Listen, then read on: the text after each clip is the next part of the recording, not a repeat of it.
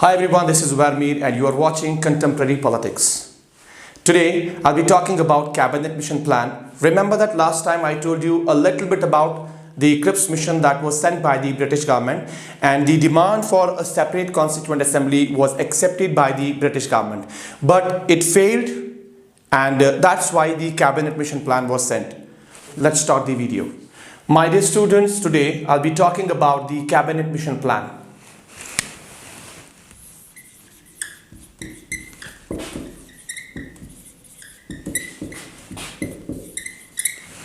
Remember that last time I told you a little bit about the definitions and meaning of the Constitution, and the same time I told you about the framing of the Indian Constitution as well.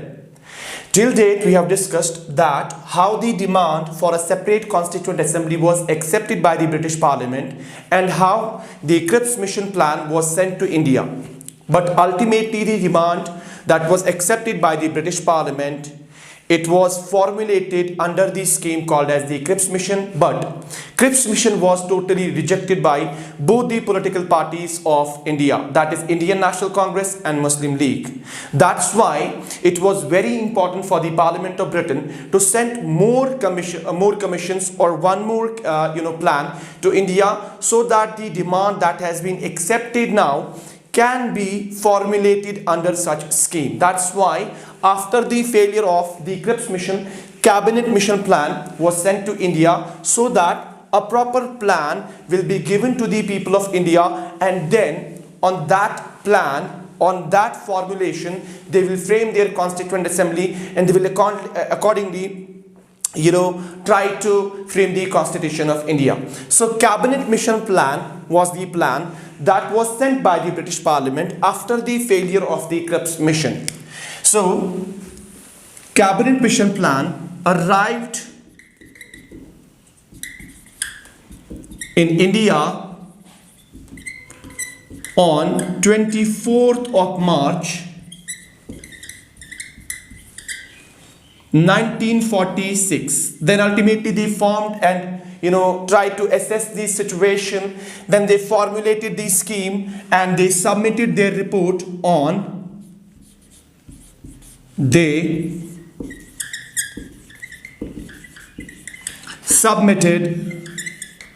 their report on 16th May 1946.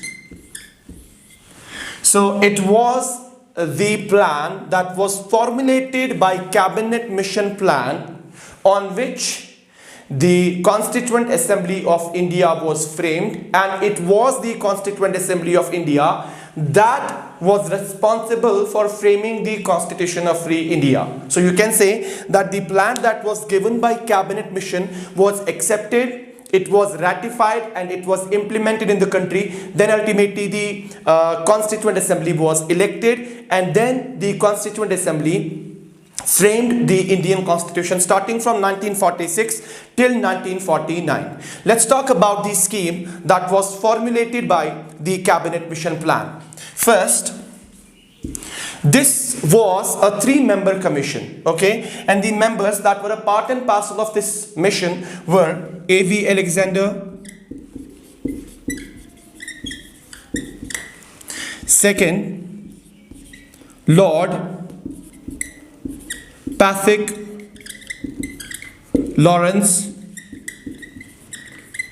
and the third one was Sir Stafford Cripps. Sir Stafford Cripps. Remember that Sir Stafford Cripps was the presiding officer and only member of the CRIPS mission as well. But ultimately, when the plan was formulated, when it was accepted by the Parliament of Britain that we need to formulate a new scheme for India so that the people of India can frame their Constituent Assembly, and this Constituent Assembly will frame the Constitution of India, then he was made a part of the Cabinet Mission Plan as well. Let me tell you one more thing about the Cabinet Mission Plan. It is this, that after the arrival, that is on 24th of March 1946, it was the duty of the Cabinet Mission Plan and the members of Cabinet Mission Plan to formally reject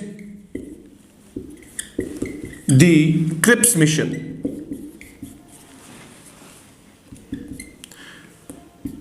Cripps mission plan.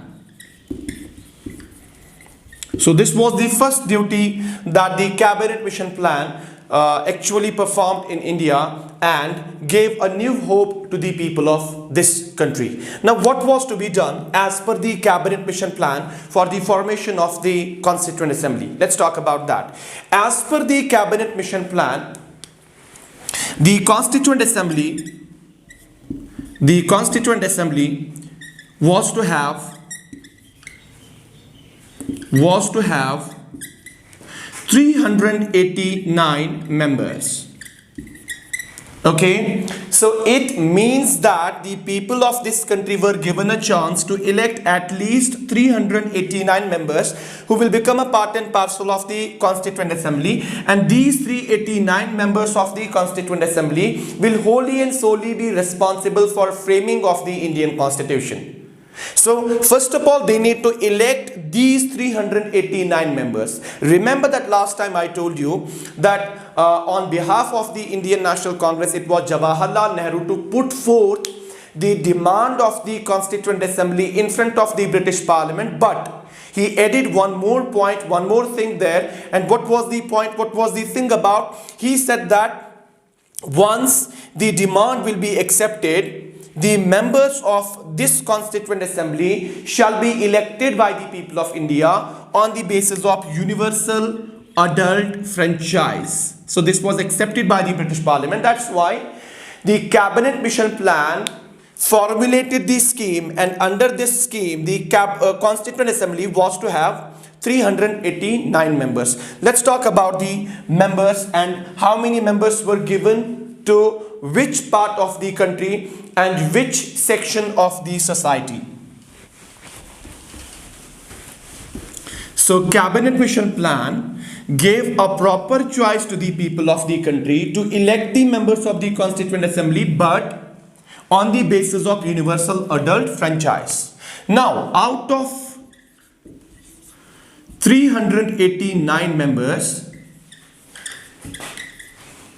296 were to be elected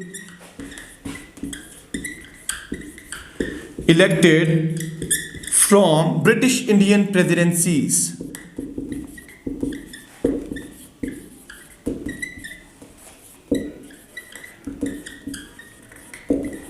I said that out of 389 members, 296 were to be elected from British Indian presidencies, and out of these 296, 292 were to be elected from 11 governors' presidencies. 11 governors' presidencies, and 4 were to be elected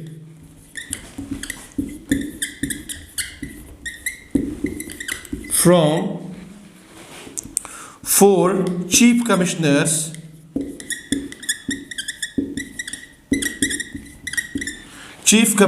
presidencies.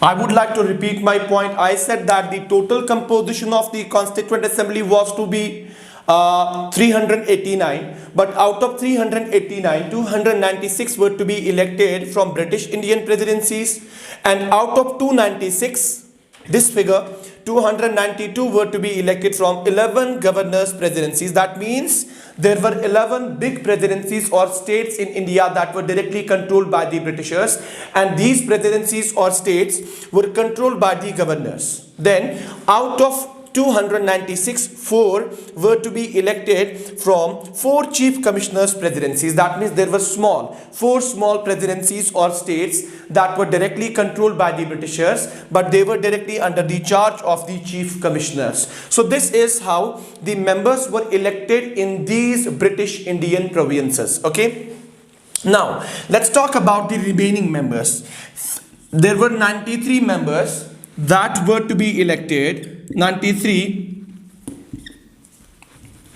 93 members were to be elected from princely states. Before I proceed further and tell you more about the scheme formulated by the Cabinet Mission Plan, it is very important to talk to you about the princely states. I am saying that India was under the occupation and under the control of the Britishers. So how is it possible that the princes, the queens, the nawabs, the maharajas, the rajas, they were holding a strong position in these 93 states? How is that possible?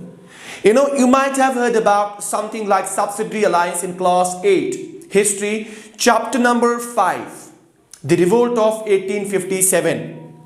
Spy mutiny, the first war of independence. You have read about this Subsidy Alliance in class 8. I am going to repeat the same point here to make you understand how these 93 members were to be elected from the princely states and how it was possible to have the princely states. See, when the Britishers came to India, the East India Company came to India, their main aim was to trade in commerce with the people of India. Besides, they wanted to expand their trade area. But soon after some time, they realized if we have to control the trade areas of India or in Asia, it is very important to interfere in the political arena of this country as well. So they started their preparations, and soon after some time, they controlled a large chunk of our country. Then the revolt of 1857 happened, it came into being. Then, till that time, it was the East India Company that used to rule over the subjects of our country. But ultimately, after the revolt, it was decided by the government of Britain, it was decided by the Queen Elizabeth, the then Queen of England, that India be directly put under the control of the Queen.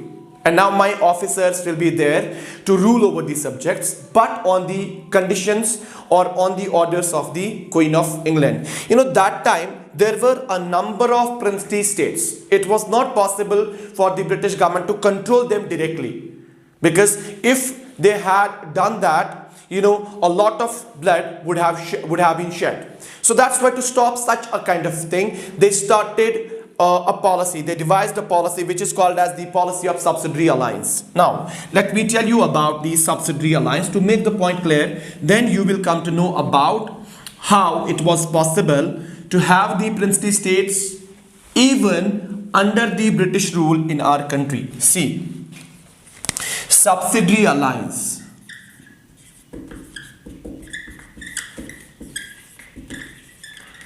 What the Britishers did? For example, there were two rulers.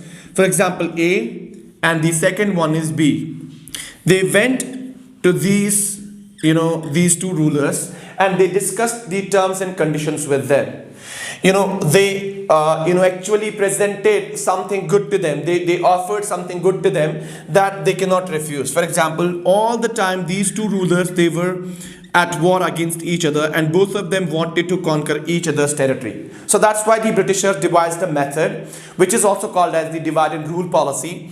One of the officials went to A and the other official went to ruler B, Prince B, or any other person who was the ruler of such area in our country. They discussed the terms like this: sir, if you have a threat of war from this candidate or from this prince, at every point of time, you don't need to worry about such kind of things, because our army is always ready and is always at your disposal. But for that, you have to sign a treaty or an agreement with us, and that agreement goes like this, which will be called as Subsidy Alliance. What were the conditions there? First, you don't have to maintain your army. That was the first condition, and you can maintain a troop, or you can say a regiment of around 100 army men. That is for your grandeur, that is for your security, and that is for your own, you can say, kind of leisure. So you can have that army, but the army that is going to defend your state, defend your territory, it will be provided to you by the Britishers. Okay, so British Army will always be at your disposal to help you out from this kind of situation and stop the war, stop that country or that territory from invading your territory, that prince or that queen or king from invading your territory. Then, second, what do I need to do? Sir, you don't have to do much. You just have to pay a tax, which is also called as revenue, which is also called as lagan. You have to pay the tax for the maintenance of the British troopers, like their ration, their salary, their weapons, their uniforms, everything that they need. So that's why we are demanding that tax from you. But in turn, we are promising you that we will protect your territory, yourself, everything that you have in your country, in your territory, and you won't face any kind of problem or any kind of consequence. But if you fail to pay the tax, then 1/3 part of the territory that you have will cease to be a part of your territory. It will directly come under the control of the Britishers.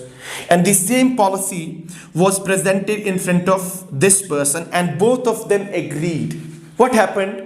Now the Britishers are here as well and they are here as well. How can they go against each other? How can a war come into being? The people of India did not realize such a kind of thing. They did realize it, but after a long period of time, after a long subjugation of 200 years. So this is why there were princely states, and these were indirectly controlled by the Britishers. They were not directly controlled by the Britishers. So that's why I said that the total composition of this Constituent Assembly was to be 389, and out of 389, 296 were to be elected from British provinces like small and big, and then I said that 93 were to be elected from the princely states. So I said that the composition of the Constituent Assembly was 389, and out of which 296 were to be elected from the British Indian presidencies. Now let's talk about the 11 presidencies, 11 governors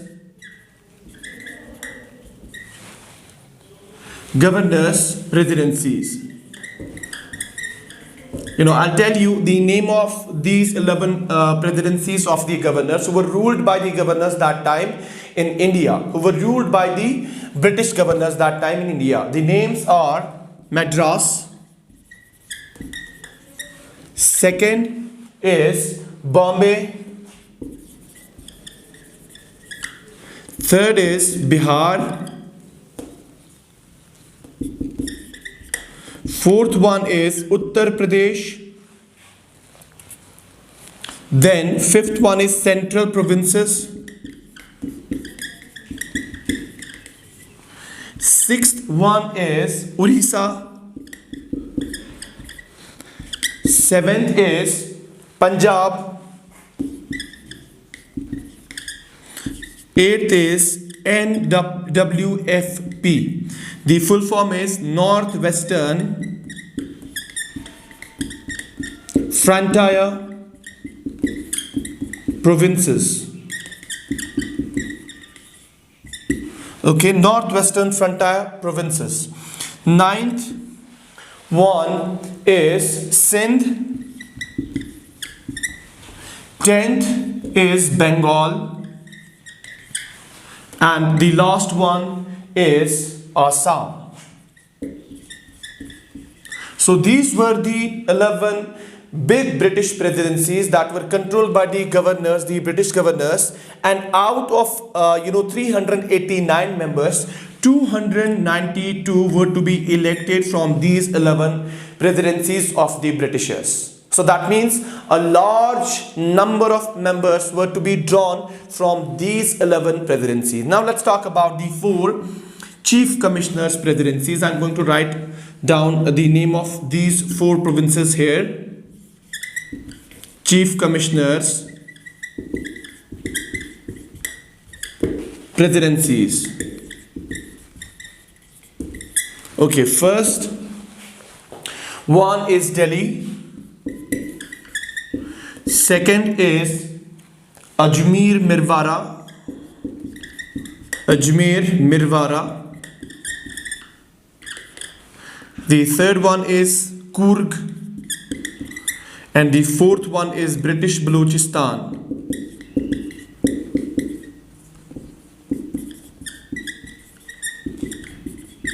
So these were the four presidencies that were controlled by the British Chief Commissioners, and 4 members out of 296. Out of 296 were to be elected from these provinces of the British India. So this is how the members of the Constituent Assembly were to be elected from different areas on the basis of their population as well. Now let's talk about the election and the criteria for the election of the Constituent Assembly. Now you know that India has always been the home of all the religions, all the cultures, maximum languages of the world. So in short, you can say that India is and has been the land that is most diversified in the whole world. So that's why if you have to give equal status and equal opportunity to each and every person in this phase through cabinet mission, if you have to give the equal opportunity to each and every section to elect the members of the Constituent Assembly, then something must be kept in mind. And what is that? You know, see, these seats, I'll be writing that down, these seats allotted to each British province, allotted to each British province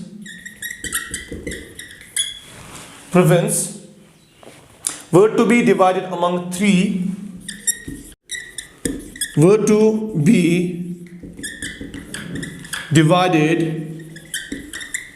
three principal communities.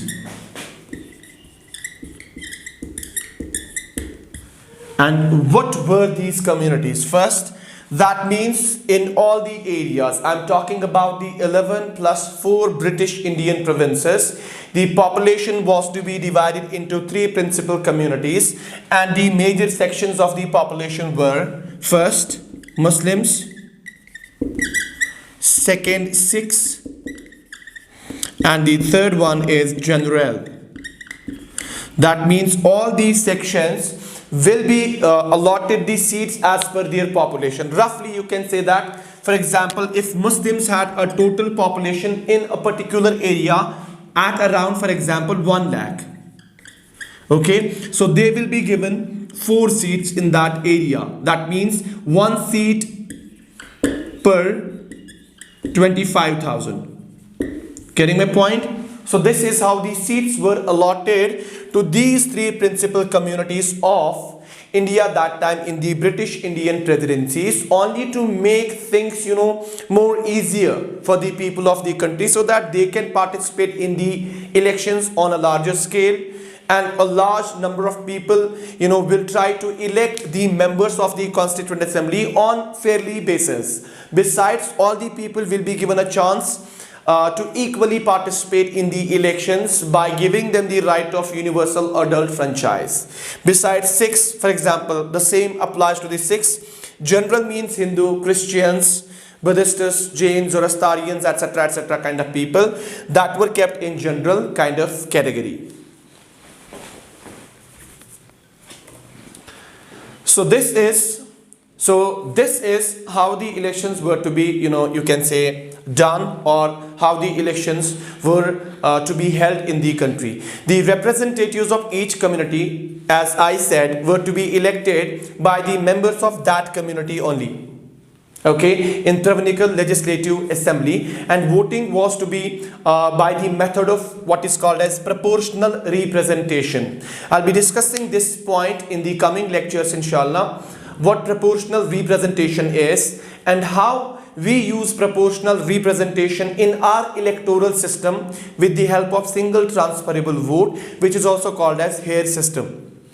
So the method that was devised at that time was proportional representation by means of single transferable vote. So representatives of these three principal communities out of these 296 states were to be elected by the members that concerned members that are a part and parcel of that community only. Besides, now let's talk about the members of the princely states. The representatives of the princely states were to be nominated.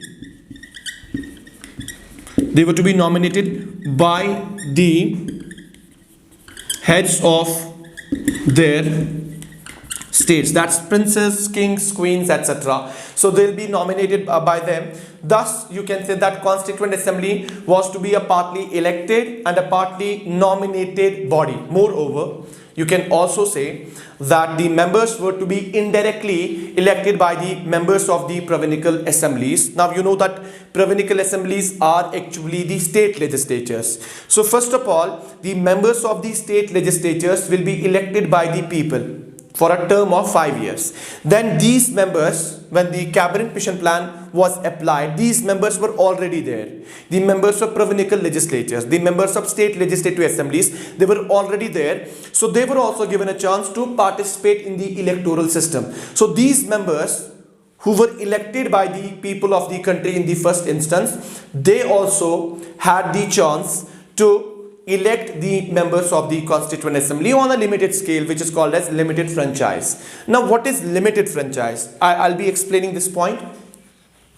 Limited franchise means, giving the right to vote to people on a limited scale. For example, let's go back to class 9, chapter 1, history, French Revolution, in which you have already read about the French Revolution and how the constitution of France that time after 1789 was framed.